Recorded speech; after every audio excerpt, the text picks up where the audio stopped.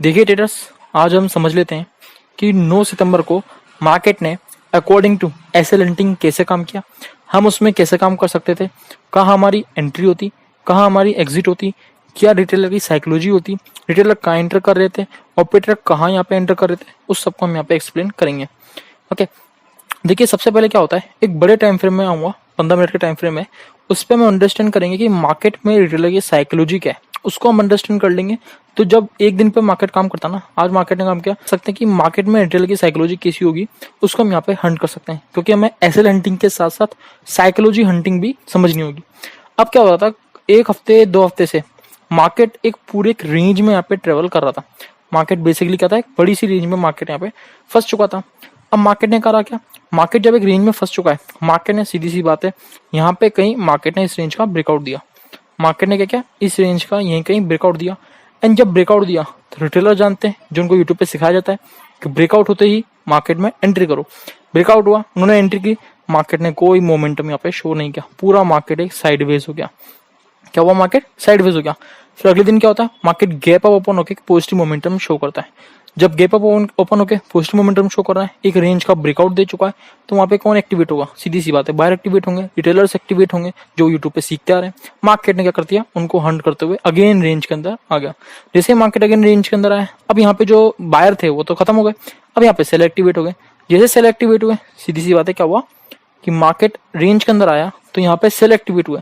जब cell activate हुए, market ने उन सबको बाहर कर दिया।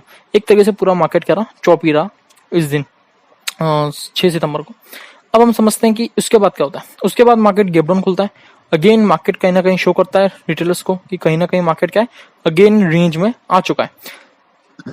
तो कहीं ना कहीं मार्केट ने रिटेलर्स को क्या शो किया कि भाई जो हमारा ब्रेकआउट था वो फेल हो चुका है। जब ब्रेकआउट फेल हो चुका है, मार्केट अगेन रेंज के अंदर आ चुका है, तो रिटेलर का माइंडसेट क्या होता है, टॉप पे सेल करना, बॉटम पे बाय करना। तो अगेन उनको क्या लगा, यहाँ पे सीधी सी बात है, उन्होंने सेल करने की कोशिश की होगी। मार्केट ने क्या हुआ, मार्केट डाउन साइड गया नहीं, गया ना ही मार्केट यहाँ से अप साइड गया। मार्केट बिल्कुल एक तरीके से साइलेंट हो गया। जिन्होंने भी यहाँ पे पोजीशन करी होगी, जिन्होंने भी यहाँ पे ट्रेड बनाई होगी, सीधी सी बात है, उनका टीका टिके हुआ और यहाँ पे कुछ नहीं हुआ। 8 सितंबर को मार्केट खुलता है and then upside momentum continue करता है। जो मार्केट ने हाई क्रिएट किया था 6 सितंबर को, उससे रेजिस्टेंस लेता हुआ मार्केट दिखता है। अगेन देन यहाँ पे सेलर को कहीं ना कहीं मार्केट इन्वाइट करता है। जब सेलर इन्वाइट हो जाते हैं, मार्केट ब्रेकआउट देता है, अपसाइड कंटिन्यू करता है। तो हम कंसिडर कर सकते हैं कि जो 8 सितंबर था, उस दिन मार्केट कहीं ना कहीं ट्रेंडिंग था।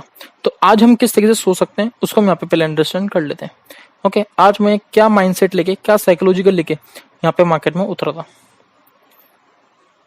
देखिए देखिए सबसे पहली साइकोलॉजी थी कि अगर मार्केट गैप अप ओपन होता है एंड बाइंग साइड कंटिन्यू करता है, तो मेरी जो ट्रेड रहेगी वो भी सीधी सी बात है, बाइंग साइड में ही रहने वाली है। क्यों रहने वाली है, क्योंकि साइकोलॉजी क्या होगी रिटेलर की, मार्केट ने ब्रेकआउट दे दिया है, अच्छा खासा अपसाइड मोमेंटम आ चुका है, आरएसआई ओवरबोर्ड दिखा रहा है।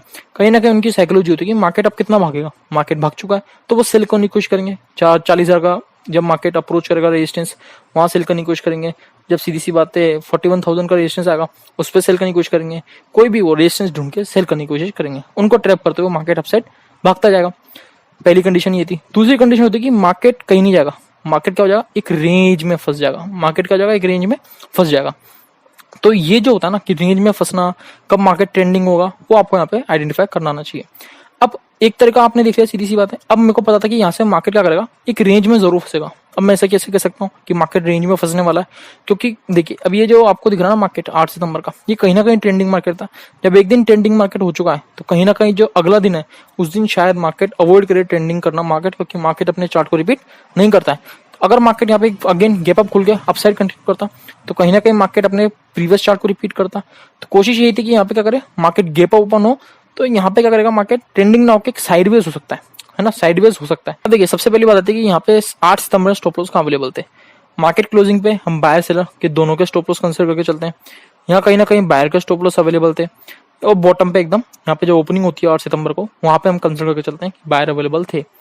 अब दिक्कत क्या है, दिक्कत ये थी कि जब मार्केट ओपन होता है तो अच्छा खासा गैप अप मार्केट ओपन होता है। जब मार्केट गैप अप ज्यादा ओपन हो रहा है, तो जो नीचे के स्टॉप लॉस हैं उनको हम कंसिडर करते हुए नहीं चलते, हम लेके चलते कि मार्केट कहीं ना कहीं नए चार्ट के अकॉर्डिंग काम करेगा। अब मैं थोड़ा आपको छोटे टाइम फ्रेम पे लेकर समझाता हूँ। अब देखिए ये हमने 1 मिनट टाइम फ्रेम पे स्विच कर लिया। इसमें आप देख सकते हैं मार्केट ने कैसे बिहेव किया है। जब मार्केट की पहली 2 कैंडल बनती है, कहीं ना कहीं ये प्रिडिक्ट करती है, कहीं ना कहीं मार्केट में सेलिंग मोमेंटम आ सकता है। ओके, लेकिन मैं आपको समझा चुका हूँ रिटेलर की साइकोलॉजी क्या होती है। मार्केट में कहीं ना कहीं वो सेलिंग में ही जाना चाहता है कि उसको पता है कि मार्केट एक अपसाइड मोमेंटम कर चुका है, सीधी सी बात है, अच्छा खासा गैप अप खुल चुका है, ब्रेकआउट आ चुका है, तो कितना मार्केट अपसाइड जाएगा। तो उसको अवॉइड करते हुए मैं थोड़ा वेट कर रहा था कि मार्केट इस कैंडल को क्लियर करे। गैप फिलअप करने वाले काफी सेलर्स आएंगे यहाँ पे, उनको हम क्या कर सकते हैं, ट्रैप करते हुए अपसाइड मोमेंटम मार्केट में एक्सपेक्ट कर सकते हैं। लेकिन मार्केट ने क्या किया, इन 2 कैंडल को क्लियर ना करके मार्केट ने इसी कैंडल का क्या करा, रेजिस्टेंस लेने की कोशिश की। जो मार्केट ने रेजिस्टेंस लेते हुए दिखा यहाँ पे, और वहीं पर निफ्टी का कर रहा था, निफ्टी रेगुलरली उसका ब्रेकडाउन दे रहा था। निफ्टी में क्या हो रहा था, निफ्टी में ब्रेकडाउन हो रहा था। फर्दर क्या होता है यहाँ पे, मैंने आपको समझाया टेलीग्राम चैनल में भी कि यहाँ पे कहीं ना कहीं निफ्टी डब्ल्यू पैटर्न यहाँ पे बनाते हुए दिख रहा था। एंड साथ साथ जब निफ्टी डब्ल्यू पैटर्न बना रहा है एंड उसके बाद जब यहाँ पे ब्रेकआउट आ गया, किसमें ब्रेकआउट आया, यहाँ पे हमारा बैंक निफ्टी में ब्रेकआउट आ गया, और जब मार्केट होल्ड करके अगेन ब्रेकआउट दे रहा था, तो मैंने आपको बताया था कि मार्केट ज्यादा मैं अपसाइड कंसिडर नहीं कर रहा हूँ। क्यों नहीं कर रहा, क्योंकि सीधी सी बात है, ये टेम्पटिंग कर रहा है बायर्स को। अब ये टेम्पटिंग कैसे, अगर आप प्रीवियस जाके मार्केट को चार्ट के स्टडी करेंगे तो काफी बार मार्केट ने ऐसे यहाँ पे चार्ट क्रिएट किया है। पहले क्या करता है, मार्केट एक रेंज में फंसता है, उसका ब्रेकआउट देके अगेन रेंज बनाता है, सीधी सी बात है, फर्स्ट कैंडल का सपोर्ट लेके, फिर अगेन देन उसका भी ब्रेकआउट देता है। तो करना क्या चाह रहा है मार्केट, यहाँ पे बायर को एक्टिवेट करना चाह रहा है।